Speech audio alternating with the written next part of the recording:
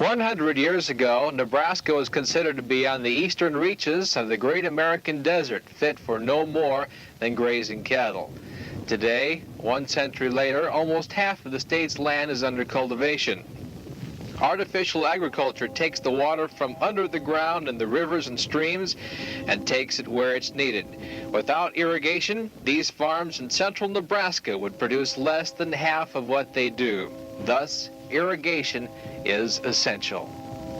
It's the lifeblood of our area, and that pretty much holds true all over the entire state of Nebraska.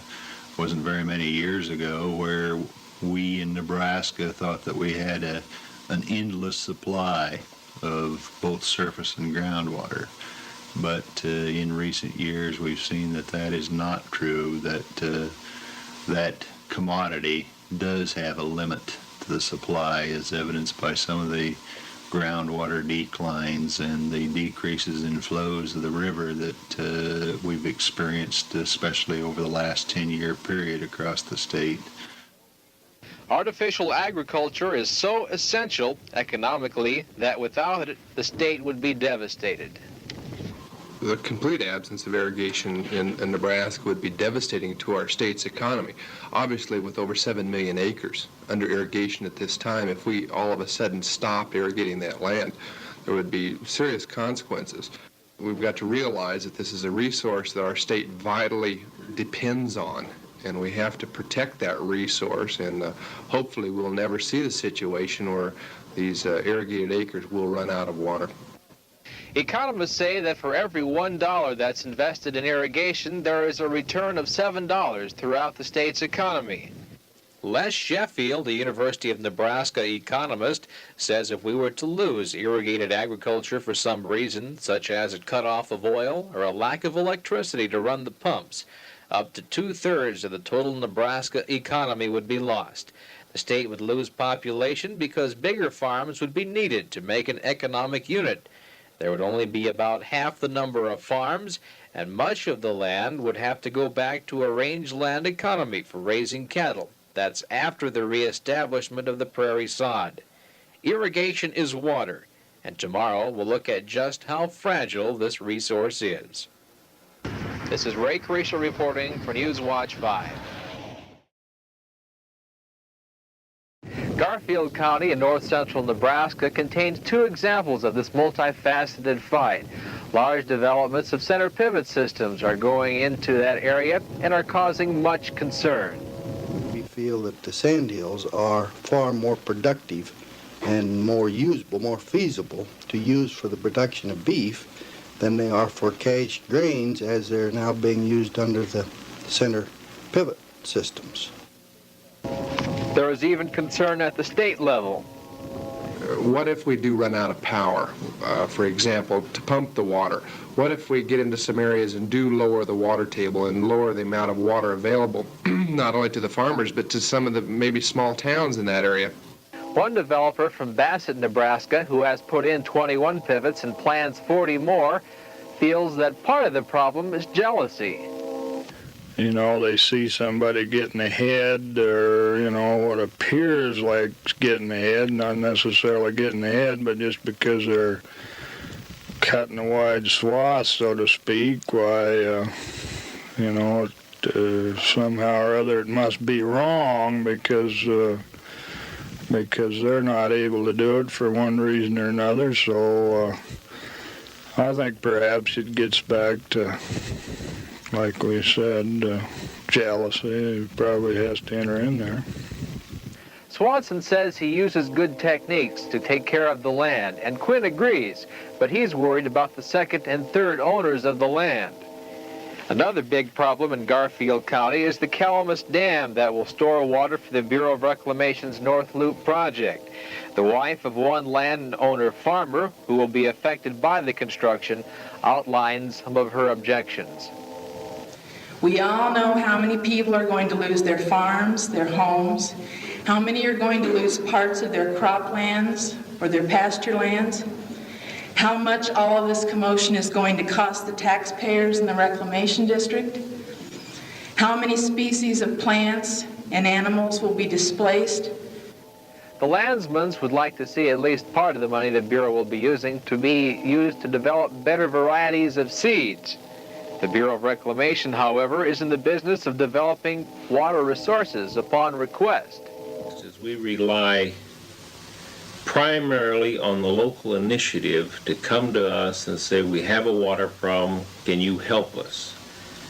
We do what we call an appraisal or reconnaissance type study to indicate if there are a potential feasible project under the reclamation program to assist that group to solve their water problem. Because irrigation is so susceptible to so many pressures, it's vulnerable.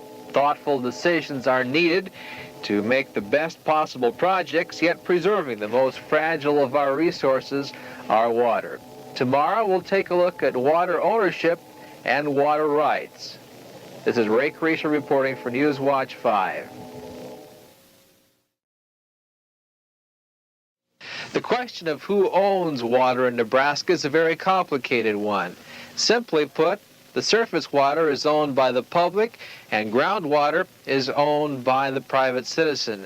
However, right now, the attitudes towards the balance of private and public use is changing.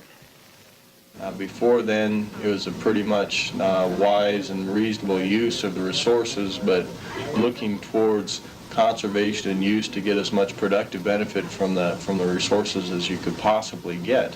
Now we've seen a big shift towards protecting the environment, protecting the environmental quality like air quality and water quality, reserving water and other natural resources for more natural type uses, like canoeing and other sorts of wild water recreation or fisheries, this sort of thing. Aiken says the challenge is to integrate the system to include the old as well as the new. Right now, a battle continues to rage over water use in Wyoming, water that eventually flows into Nebraska. Some new legal ground may have to be plowed to find out whose water it really is. The legal rights to use this water are very unclear. They originally established in a couple of Supreme Court decisions which allocated the water between Nebraska and Wyoming. But the Supreme Court decisions weren't clear about winter flows. They just talked about flows specifically during the irrigation seasons. In a previous segment, we looked at center pivots in the sandhills. While it doesn't look like too many problems have developed yet, there is concern over future supplies. There isn't much that could be done, though, even if their fears are borne out. Even if it were to be proven later that it interferes with surface water appropriators, I don't have laws that would give me any authority to adjudicate groundwater development to the protection of surface water uses, or to balance the uses. That's something that would have to be taken to the civil courts.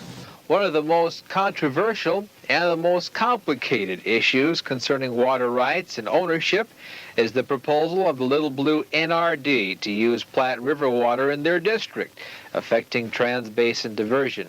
And it's likely to be a while before the whole issue is settled. This is probably one of the most complicated legal issues that we'll be facing in the state of Nebraska, and it's not one that's going to be an easy one either for the courts or for the legislature to deal with. And the major reason for this is that so many other issues need to be resolved before you really can resolve the issue of trans-basin diversion. But decisions are being made for better or for worse. That depends on who you talk to. Tomorrow we'll take a look at who makes those decisions and how they make them. Ray Kresha reporting for Newswatch 5. Thus far, we've seen how vital irrigation and water is to the state, and we've seen how complex water ownership really is. Who decides who gets the water in the dry spells that periodically hit the state of Nebraska? One state official admits it's a real challenge. Administering the flows of the state during dry years is always a challenge, because when drought occurs and there's shortages, and our responsibilities then are to protect the senior water right holders. Normally, getting water rights are as simple as making an application. First come, first served. But when disputes come, other than simple surface water problems, it goes to court. The local natural resources districts look after groundwater under laws passed some 3 years ago. But right now, they are limited to setting up groundwater control districts and imposing limitations on present water pumpers.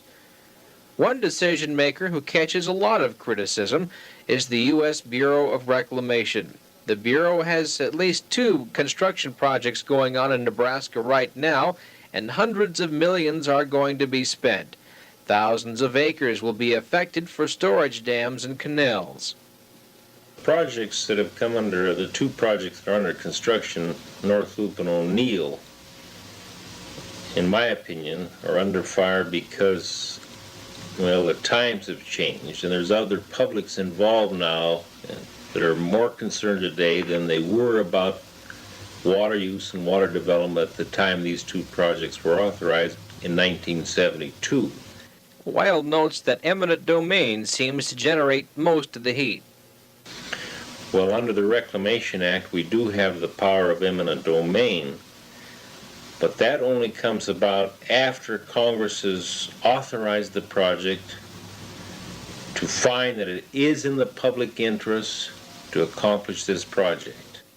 The Bureau goes through exhaustive studies, including environmental, engineering, and economic feasibility aspects of a project before deciding whether to go ahead or not, a process that can often take 10 to 20 years. The local natural resources districts also sponsor projects and also go through the same process to determine whether to go ahead or not. But the most numerous decisions on water use are made by private individuals, mostly farmers, and they go ahead largely unfettered. We found the reason why is the plenty we've experienced in the past. Nebraska is unique in the sense that we do have the tremendous groundwater resource that we do. As a consequence, our groundwater law is much less developed than it is in other western states, primarily because we've had so much water that we haven't had to face up to the problems as early as other states have had to. So even with the local NRD's local groundwater control areas, there remains the legal gray area that can only be solved by legislation. Tomorrow, we'll take a look at the need for change to protect our most precious resource, our water. This is Ray Kresha reporting for Newswatch 5. There are many who are concerned for the future of our water supply, and it is equally clear that the management of our present system and the development of future irrigation lands, whether here in Adams County or in the Sandhills, is of paramount importance.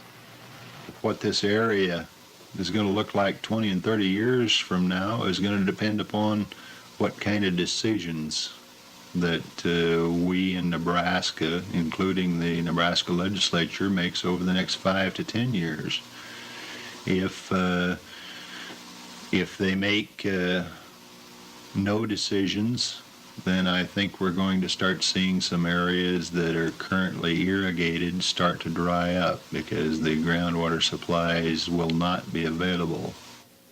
In fact, current projections show that declines of 80 to 90 feet may occur in the next 40 years. In the past 10 years, there have been declines of up to 25 feet in some areas. There are some areas of law that need to be cleared up. I think that the state is going to have to take a more active role in terms of deciding what we should be doing with our water resources, what our objectives are, and trying to recognize more of the uses of water that are being made, the non-economic uses that haven't been recognized in the past, and doing something about that now. Some feel that state control of groundwater is not needed at this time. The local natural resources district were given the ball by the legislature in 1975, and some want to see if they can handle it. What will happen is if they can't do it, don't get it done, By the time the next drought hits and the groundwaters keep declining, then there will be a push to get state agencies like ours involved more directly. I'm not an advocate of that yet because I think it's too early.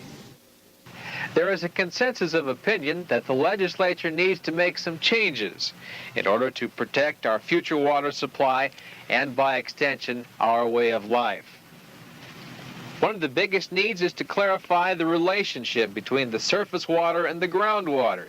This will make it easier for the courts to decide complicated issues such as trans-basin diversion of water and farmers competing for water with other farmers and domestic needs.